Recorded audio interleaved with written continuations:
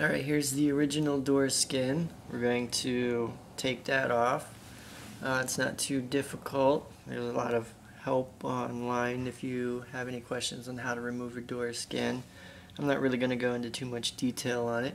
We're going to go ahead and remove that and work on getting the other door skin ready to put on. Alright, so this is the back side of the old door skin. I'm going to remove the insulation. You can always buy it new. I know the Fiero Store sells it for not too bad of a price, but if yours is in pretty good shape or you're on a budget, you can definitely get this one off. It's held down on some glue. This is the driver's side. I've already peeled off. You can kind of see little traces of glue where it's stuck, but as long as you peel it carefully, it should come up in one piece and be reusable. So these are both of them. Alright, so like I mentioned, as long as you're fairly gentle, just kind of gently prying up with your fingers where the glue spots are, it should come up pretty well without tearing. You just have to be very gentle.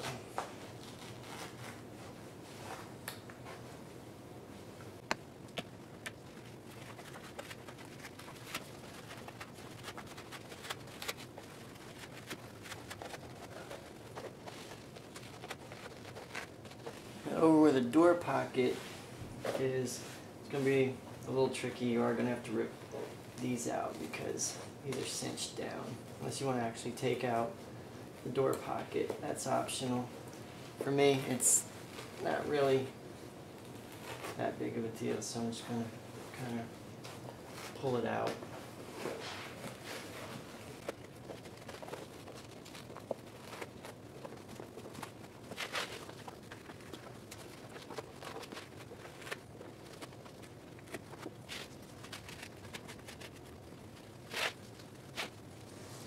And there you have it. I'm going to go ahead and put this on the new door skin. Alright, here's the newly painted panel. I'm about ready to install the speaker. Just got to peel off the last little bit of tape.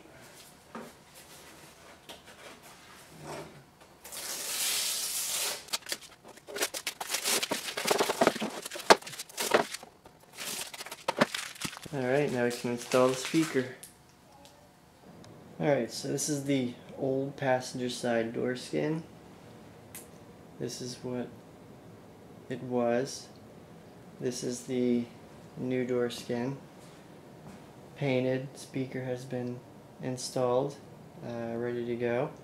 I did switch the color scheme to make the charcoal on top and the light gray at the bottom. Just seemed like a cool new retro custom way to go for me. I like the setup, so we'll see how it looks in the car when we're all done, but I'm crossing my fingers that it'll look good. But just side-by-side comparison of the old and the new for the door skins. Alright, so now we're going to install the door skin retainer pins. I think they also can be called Christmas trees. I'm sure they have a bunch of different names. And there's points in here where you put them in. Putting them in is basically just taking the quarter that's missing, and on the open part you want to kind of push it down on a 45 and twist as you're pushing down. It's kind of a pain, but you kind of want to get the little corner to go down inside the slot and then spin around. So you kind of have to do it at 45 and twist.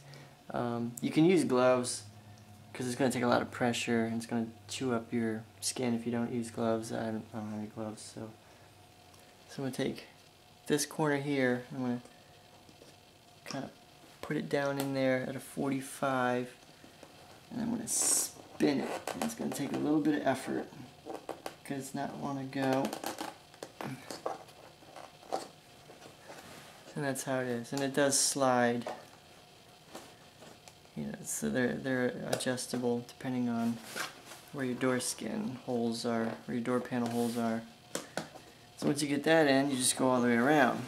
And there's a total of 1, 2, 3, 4, 5, 6,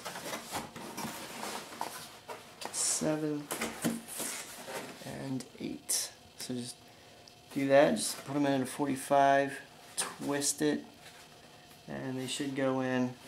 Some of them might be a little easier than others. Let's go ahead and do that. And there we have it with all the door skin retainer pins and the insulation set in. We're ready to install this. Just have to get the door ready. Alright, in order to install the new door skin, we have to widen the holes for the retainer pins. The ones that came originally with the door skins are 6.5 millimeter, and we need to widen them to 7 millimeter. So what we're going to do is we're going to bore them open with a 9/32 drill bit. So we're going to go ahead and carefully bore these open.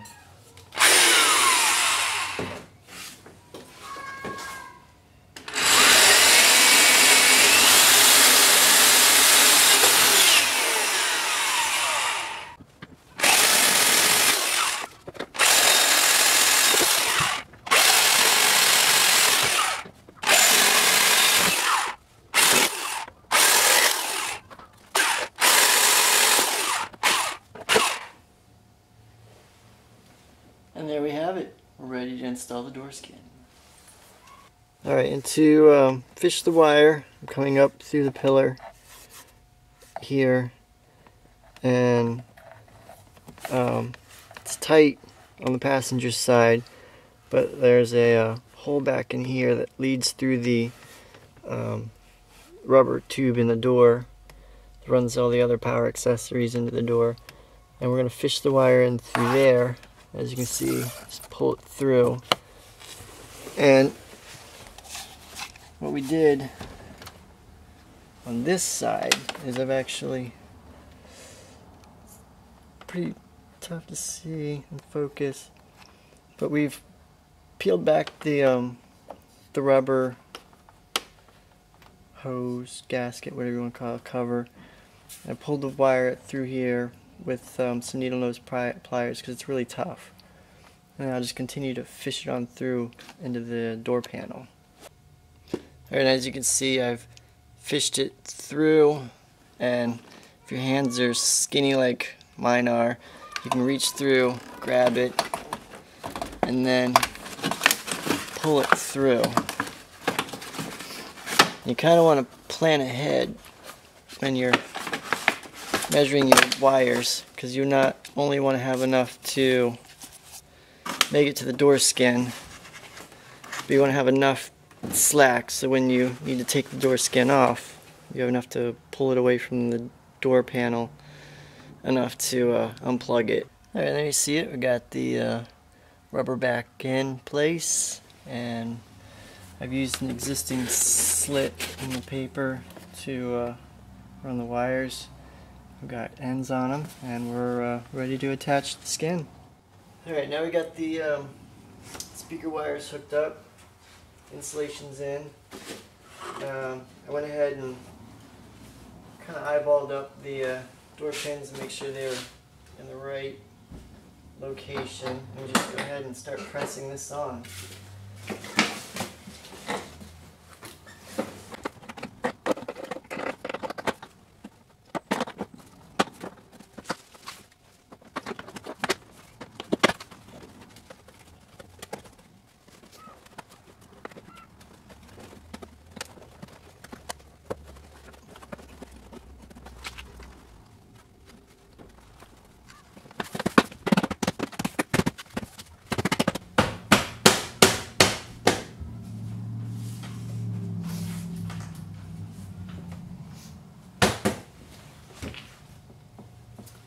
Fits pretty good.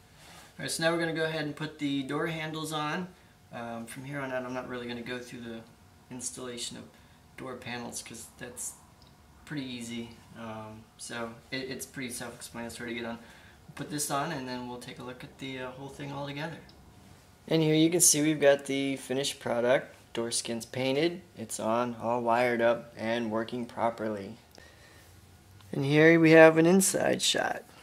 My money and I'm hella happy that's a bargain. I'ma take your grandpa style. I'ma take your grandpa style. No, for real. Ask your grandpa, can I have his hand-me now? Your Lord jumpsuit and some house slippers. Dookie brown leather jacket that I found. Dig it. They had a broken keyboard. I bought a broken keyboard. I bought a ski blanket. Alright, so we're going to do a little driving review of the Fiero Store door panels, just to kind of do a real-world look at them and kind of see how they are with driving. Did the speakers get in the way? You know, how does it feel? So if we look down here at the speakers, I guess first off I can note that I'm more of a left foot braker when I drive, so for me there's tons of space over here. If I go back to being a right foot driver and using the dead pedal, I would say that the speakers really don't interfere with the knees or the legs or any of the movement, which is nice. So they are recessed. They actually sound pretty good. They definitely add to the sound system experience. And you know, in my case, I'm running the factory speakers as well as these, so I'm actually running a 6-speaker sound system, 7 if you count my sub.